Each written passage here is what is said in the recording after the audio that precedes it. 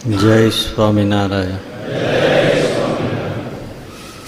એ ભાઈ, હું છે ને સત્સંગનો વિચાર કરું ને તો મને એમ લાગે કે સત્સંગને 200-250 વર્ષ થઈ ગયા છે.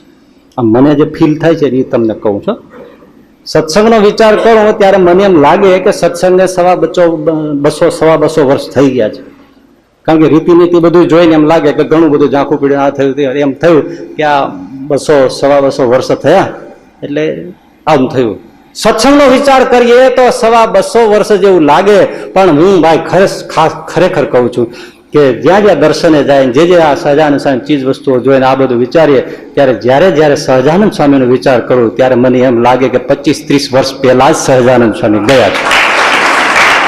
જરાય આઘું નથી ગયું. બસ આવું સતત મને લાગે. બસ ગયા એને હજી બસ 25-30 વર્ષ અક્ષર લક્ષ્મીવાડીમાં પગ મૂકીએ એમ જ લાગે 25-30 વર્ષ પહેલા અગ્નિ સંસ્કાર કર્યો છે. લાગે જ નહીં 200 વર્ષ વી ગયા છે. એ દાદાના દરબારમાં લીમડાના નીચામાં આળોટી એમ જ લાગે થોડોક ફાંસલો થઈ ગયો. એ આપણે 20 વર્ષ મોડા પીડ્યા, બસ આટલું જ લાગે. હવે આનાથી બીજું પ્રગટપણું કયું હોઈ શકે? તમને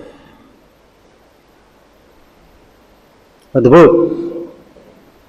અને ભાઈ એ સહજાનંદ સ્વામી એ પોતાનું જે સ્વરૂપ વડતાલમાં હરિકૃષ્ણ મહારાજ પધરાય વિશ્વમાં ખોળવા જાય. ભાઈ એ જ સહજાનંદ સ્વામી એ ગઢપુરમાં ગોપીનાથજી પધરાવ્યા પોતાની ભાવભંગીમાં એવા નેત્રો, એવા એમના હાથની આંગળીઓ, એવી એમની ચરણની આંગળીઓ તો ઓહો, હાથની ને ચરણની આંગળીઓ હું જોઈએ જ રાખું. મને એવા કોઈ પુરુષોમાં એવી આંગળીઓ હાથની ને નખની ચરણની મને દેખાતી નથી. એ અંગૂઠો એટલો કેવો સરસ છે, આમ તમે જોઈ જ રહ્યો. એની પેલી આંગળી તમે આમ જોઈતો રહેજો, દર્શન કરજો. આપણે તો આમ ફોટામાં ચિત્રમાં જોઈએ છે, કેવી સુંદર આંગળીઓ, એવી ઘટાદાર, કેવી ઘાટીલી એમની આમ પેની જે આમ રાખી છે. હે કેવો ચરણ પણ એમ એ ચરણ આમ રાખ્યો છે.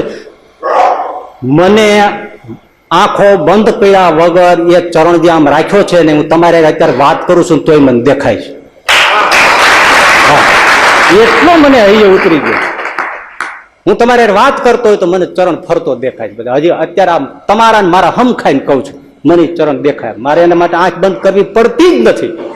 એ ચરણ જે આમ રાખ્યો છે એ ચરણ મને એમ જ દેખાય છે. કેવો ચરણ!